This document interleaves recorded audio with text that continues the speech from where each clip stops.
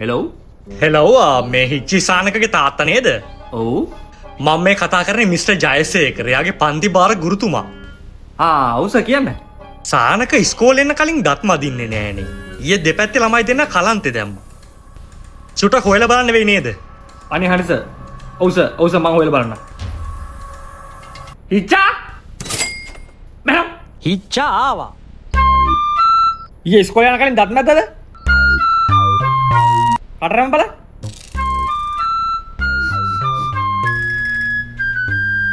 ඔව්ලක් නෑ.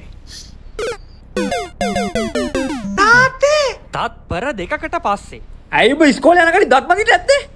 මට හරියට දත් මදින්න තේරෙන්නේ නෑනේ. පුරුසුව හක් යනවා. පිටපක් කියලා දේ.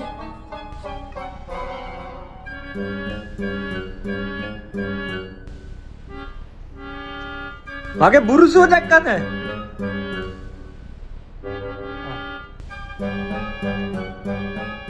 මුලින්ම බුරුසුවේ මේ ක්ලිප් එක ගලව ගන්න ඕන.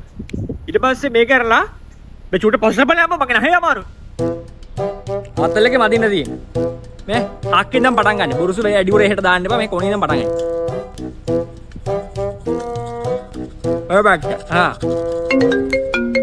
හෙලෝ මම මේ කඩේ යන ගමන් ඔයාගේ බුරුසුව මොන පාටද? කොළ පාටයි. කලින් බුරුසුව මං අයින් කරා. මං අලුත් එකක් අරන් එන්න. දැක්කනේ? බුරුසු වල කෙඳින වුණාට පස්සේ පාවිච්චි කරන්න බෑ. ඒකත් මතක තියාගන්න. මේ අම්මා බුරුසුවක් ගෙන්න හදන්න මට.